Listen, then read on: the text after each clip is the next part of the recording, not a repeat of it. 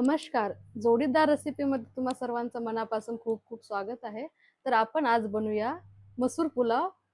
साधा आणि सिंपल आणि बनवायला पण खूप इझी आणि खायला पण खूप टेस्टी. तर चला मग त्याची सुरुवात करूया. मसूर पुलाव बनवण्यासाठी मी इथं कोलम तांदूळ घेतलेत, बारीक जिरा राईस.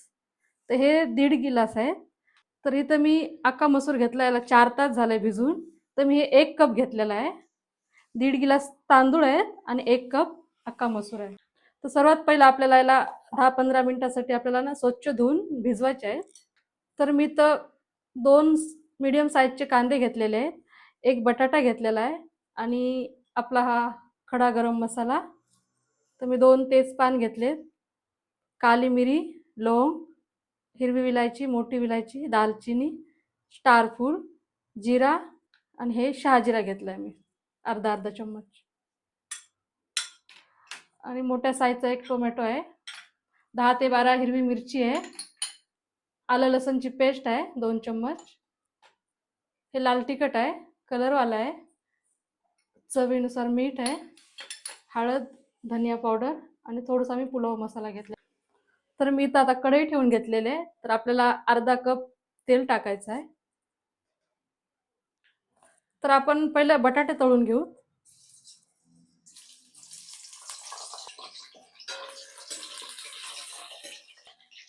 तर आपल्याला बटाटे सोनेरी कलर येईपर्यंत आपल्याला तळून घ्यायचे. तर आपले बटाटे आहे ना, चांगले तळले तर आपले कच्चे नाही राहणार पुलाव मध्ये, म्हणून आपल्याला पहिलं तळून घ्यायचे आहे. तर आपल्या बटाट्याला छान कलर आलेला आहे. आता आपण याला काढून घेऊ. तर आपल्याला हे असाच कलर पाहिजे. तर आपल्याला टाकून घ्यायचे ते खडे मसाले. तर आपल्याला लगेच कांदा टाकून घ्यायचा आहे.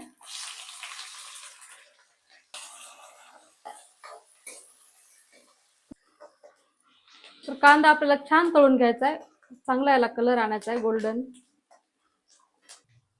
तर आपल्या कांद्याला छान कलर आलेला आहे. आता आपण याच्यात आलं लसणची पेस्ट टाकून घेऊ. तर ही आपली आलं लसणची पेस्ट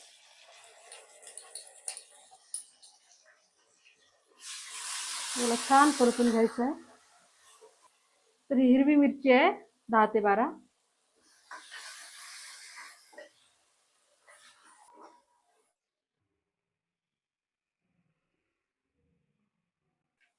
तर मी आता टोमॅटो टाकून घेणार आहे याच्यावर. तर आपल्याला दही पण टाकायचं आहे. तुम्ही दही दाखवायचं विसरले. आपल्याला दही पण टाकून घ्यायचं आहे. तर आपल्याला चवीपुरतं मीठ टाकून घ्यायचं आहे. तर मी इथं कलरवालं मिरची पावडर आहे, थोडंसं लाल तिखट आहे. तर हे अर्धे चम्मच घेतलेले आहेत मी. अर्धा चम्मच धनिया पावडर, 1 चम्मच पुलाव मसाला. तर आपल्याला थोडीशी हळद टाकून घ्यायची आहे. ते आपल्याला चांगलं मिक्स करून घ्यायचं आहे. तर आपले मसाले छान शिजलेले आहेत. आपल्याला टाकून घ्यायचा आहे बटाटा.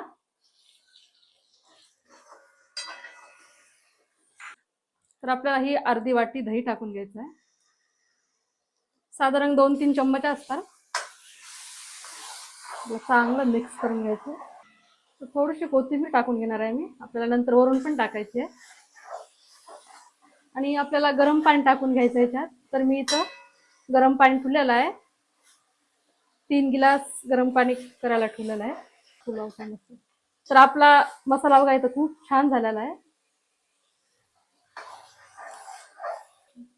तर आपला अख्खा मसूर पुलाव ना एवढा भारी लागतं ना, तुम्ही नक्की ट्रायल करून बघा माझ्या पद्धतीचा. तर आपल्याला 2 मिनिटासाठी झाकण लावून ठेवायचं आहे. तर आपण बघू 2 मिनिटानंतर.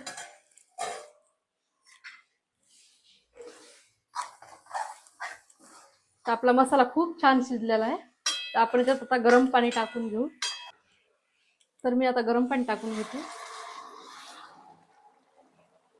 तर 3 गिलास गरम पाणी मी टाकलं होतं.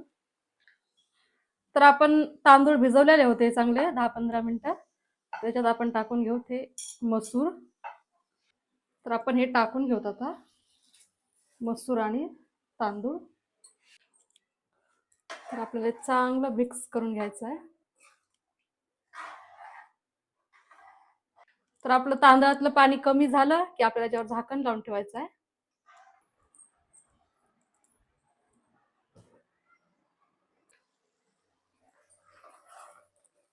तर आपलं पुलाव मधलं पाणी बऱ्यापैकी आटलेलं आहे, कमी झालंय.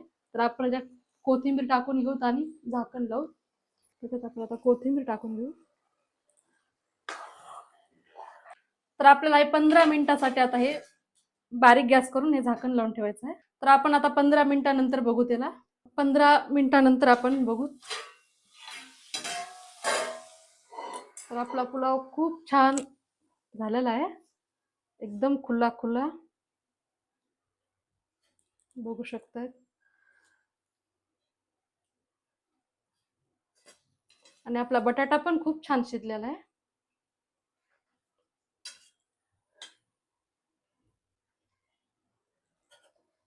खूप मस्त झाला आहे, असा खुला खुला मोकळा. तर मी तुम्हाला आता काढून दाखवते.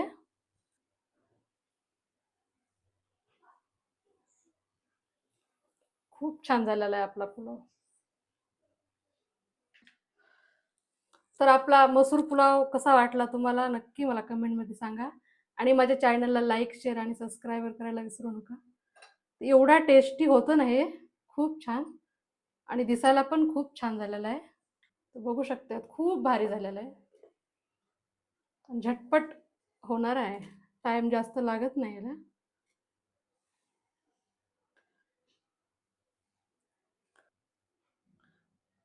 तर आपला पुलाव खूप भारी झालेला आहे, बघू शकता. आणि बटाटा पण खूप छान शिजलेला आहे.